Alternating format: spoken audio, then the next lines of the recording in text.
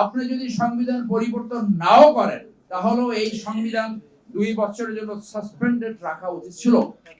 Priority উচিত ছিল যে জেনোসাইড যারা করেছে, গণহত্যা যারা করেছে তাদের দ্রুত বিচারের সম্মুখীন করা।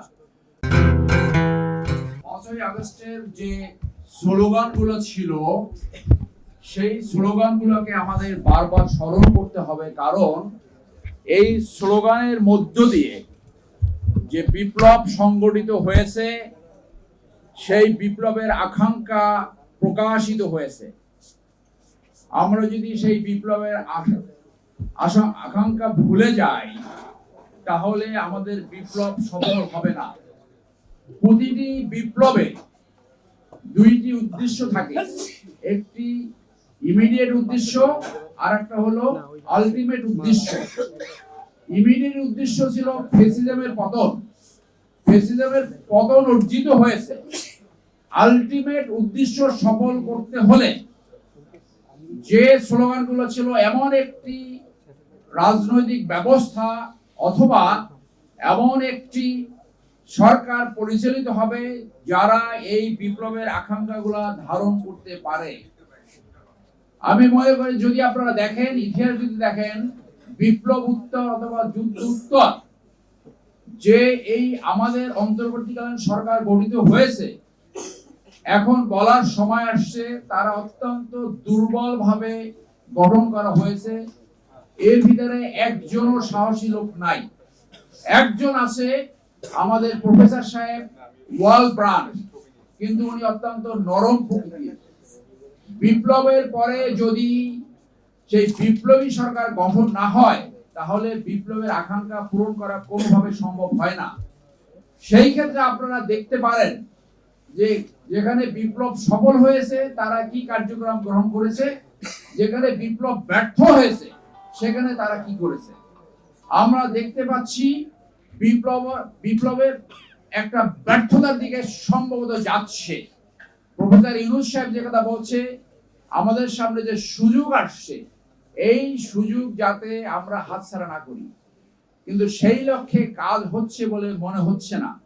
যে অন্তর্বর্তীকালীন সরকার গঠন করা হয়েছে তার ভিতরে অর্ধেক অথর্ব, ক্যানট ডেলিভার, কোনো কাজই করতে পারে না, কোনো অভিজ্ঞতা নাই, বাকি সব ভীতু।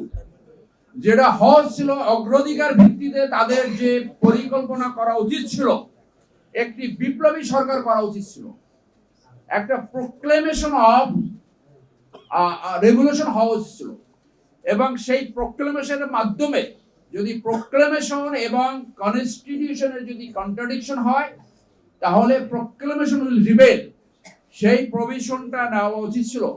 পৃথিবীর অনেক দেশে এখনো লিখিত সংবিধান নাই, অনেক দেশে। তারা যদি চলতে পারে তাহলে নতুন একটি বিপ্লব পরবর্তী রাষ্ট্র ব্যবস্থা কেন চলতে পারবে না। আপনি যদি সংবিধান পরিবর্তন নাও করেন তাহলেও এই সংবিধান 2 বছরের জন্য সাসপেন্ডেড রাখা উচিত ছিল। প্রায়োরিটি উচিত ছিল যে জেনোসাইড যারা করেছে, গণহত্যা যারা করেছে তাদের দ্রুত বিচারের সম্মুখীন করা। দ্রুত শব্দটাও আমরা বলতে চাই না, এখানে আমার একজন ফেলো ব্যারিস্টার রয়েছে। ট্রায়ালটা বিলম্ব যাতে না হয়। আপনি জানেন যে বাইডেনের ছেলের বিচার হয়েছে মাত্র 1 মাসে, ট্রাম্পের বিচার হয়েছে মাত্র 1 মাসে। তো তারা যদি পারে আমরা পারবো না কেন? তাহলে শুধু সুপ্রিম কোর্টে 10,000 আইনজীবী রয়েছে, মিনিমাম 1,000 প্লাস ব্যারিস্টার রয়েছে যারা বিলেতে লেখাপড়া করে আসছে। এই প্রোক্লেমেশনের মাধ্যমে 100 ট্রাইব্যুনাল করা যেত। 2 বছরের জন্য 100 ট্রাইব্যুনাল, 50টা হয়েছিল এই যে জেনোসাইড যারা গণহত্যা করছে তাদের বিচার করা, আর 50টা দরকার ছিল যারা দুর্নীতি করেছে এই দুর্নীতির বিরুদ্ধে ব্যবস্থা নেওয়া।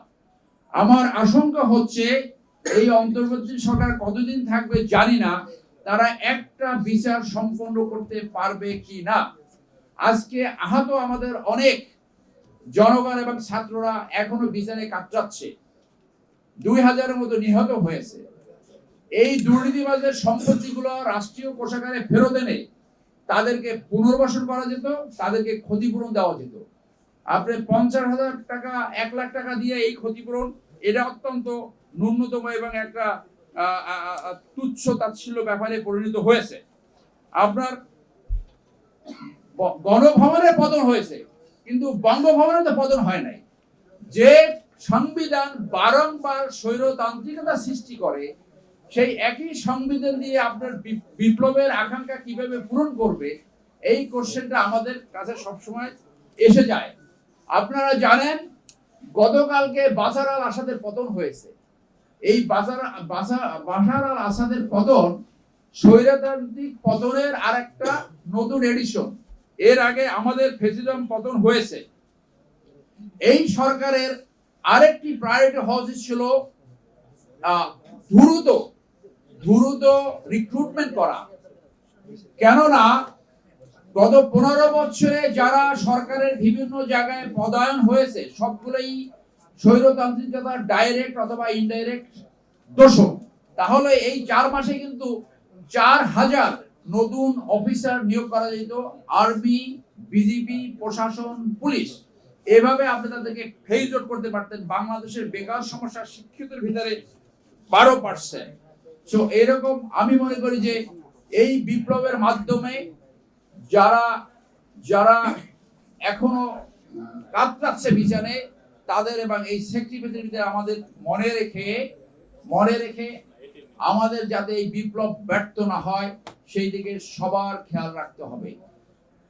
এই একটি সরকার পরিবর্তনের অর্থ যদি হয় শুধু চাঁদাবাজ লুটেরাদের পরিবর্তন এবং এক ফ্যাসিজম থেকে এক পোটেনশিয়াল আরেক ফ্যাসিজমের দিকে যাওয়া, তাহলে নিশ্চিতভাবে এই বিপ্লব পতনের দিকে যাচ্ছে বলে আমার মনে হচ্ছে। যাতে এটা পতন না হয়, এদের যাতে ব্যর্থ না হয়, আমাদের সেই ব্যবস্থা নিতে হবে। সর্বশেষ একটি কথা বলবো, বিপ্লবের মাধ্যমে শুধু সরকার ব্যবস্থা পতন না, সাংস্কৃতিক একটা মাইন্ড পরিবর্তন করতে হবে, সাংস্কৃতিক ধারা পরিবর্তন করতে হবে। উদাহরণস্বরূপ, যখন ট্রাম্প আবার নির্বাচিত হয়েছে, কিন্তু ট্রাম্প যখন পার্লামেন্ট ভবন আক্রমণ করলো, তাদের সংস্কৃতি তারই সিলেক্টেড প্রেসিডেন্ট, এই ভাইস প্রেসিডেন্ট বললো, আই ক্যানট ডু ইট, আপনার কথা মতন আমি চলতে পারবো না। এবং সাংস্কৃতিক পরিবর্তন হলো। জেনারেল মার্ক টাইসনকে যে নিয়োগ করেছিল, সেই সরকারের বিরুদ্ধে তিনি বললেন যে we do not serve A টাইরান্ট, we do not serve A family, we serve the people. ওইটা হলো সাংস্কৃতিক পরিবর্তন। সাংস্কৃতিক পরিবর্তন ছাড়া বিপ্লব সফল হওয়া অত্যন্ত কঠিন। সবাইকে ধন্যবাদ। 1 জানুয়ারি অনলাইনের জনপ্রিয় চ্যানেল চেঞ্জ টিভি তাদের প্রতিষ্ঠাবার্ষিকী। আমি তাদের প্রতিষ্ঠাবার্ষিকীতে এই চেঞ্জ টিভির সাথে যারা জড়িত সাংবাদিক, বিজ্ঞাপনদাতা, মালিকপক্ষ সকলকে শুভেচ্ছা জানাই। এবং চেঞ্জ টিভি অনলাইনে যে আসলে মানুষের কথাবার্তা মত প্রকাশের ক্ষেত্রে একটা ভিন্ন মাত্রা নিয়ে এসেছে। এবং এই চেঞ্জ টিভি আমি মনে করি যে ইউটিউবে, ফেসবুকে, বিশেষ করে সোশ্যাল মিডিয়াতে মূল ধারার চ্যানেলের পাশাপাশি একটা বৈপ্লবিক পরিবর্তন ঘটাতে ভূমিকা রাখছে। চেঞ্জ টিভির পাশাপাশি অন্যান্য যারা কাজ করছেন তাদেরকেও বলবো, আপনারা বস্তুনিষ্ঠ এবং সত্য তথ্য প্রকাশের মাধ্যমে আপনাদের অবস্থান মানুষের কাছে তুলে ধরবেন। আপনারা যদি সঠিক লাইনে থাকেন, আপনারা মানুষের কাছে জনপ্রিয় হবেন, মানুষের কাছে আস্থাশীল হবেন। এটা সত্য যে এখন মূলধারার গণমাধ্যমের নানা ধরনের নিয়ন্ত্রণের কারণে সব তথ্য তারা প্রকাশ করতে পারতেছে না। সেই ক্ষেত্রে অনলাইন কিন্তু একটা তথ্য প্রকাশের ক্ষেত্রে গুরুত্বপূর্ণ মাধ্যম, এবং এখন বিজ্ঞাপনের ক্ষেত্রেও অনলাইন একটা বড় জায়গা হয়ে দাঁড়িয়েছে। কাজে অনলাইনে যারা ভালো ভূমিকা নেবেন তাদের ভবিষ্যৎ ভালো, এবং আশা করি চেঞ্জ টিভি সেক্ষেত্রে সবার অগ্রভাগে থাকবে। চেঞ্জ টিভি আসলে আমি নিজেও এটা দেখি, এবং চেঞ্জ টিভি তার সক্রিয়তা বজায় রেখে কাজ করছে। অনেক কিছু তাদের নিউজগুলোর মধ্যে আমরা দেখি, অন্যান্য প্রোগ্রামগুলোতেও বেশ ইনফরমেটিভ জিনিসগুলো থাকে। আমি এর সঙ্গে যুক্ত যারা কাজ করছেন তাদের সকলকে শুভেচ্ছা জানাচ্ছি, এবং চেঞ্জ টিভি যারা দেখেন সে সমস্ত দর্শকদেরকেও আমি শুভেচ্ছা জানাচ্ছি। আপনারা ভালো থাকুন, তবে একটি কথা, সড়কে আইন মেনে, নিয়ম মেনে আমাদের সকলেই যেন চলি সেই চেষ্টা করবেন। জীবন একটাই, সেই জীবন বাঁচানোর দায়িত্ব আপনার। আসসালামু আলাইকুম, আমি ক্রিকেটার মোহাম্মদ আশরাফুল। চেঞ্জ টিভিকে শুভেচ্ছা জানাচ্ছি। বাংলাদেশের প্রথম ইউটিউব জার্নালিজম চালু করেছেন তারা। এখানে আমি আশা করব তারা সবসময় পজিটিভ নিউজগুলাই তুলে ধরবেন, আমাদের দেশের সব কিছু। যেহেতু আমি স্পোর্টসম্যান, আমি আশা করব যে সকল স্পোর্টস নিউজগুলো ওনারা পজিটিভভাবেই তুলে ধরবেন এবং দেশের সব কিছুই তুলে ধরবেন। শুভেচ্ছা রইল চেঞ্জ টিভিকে।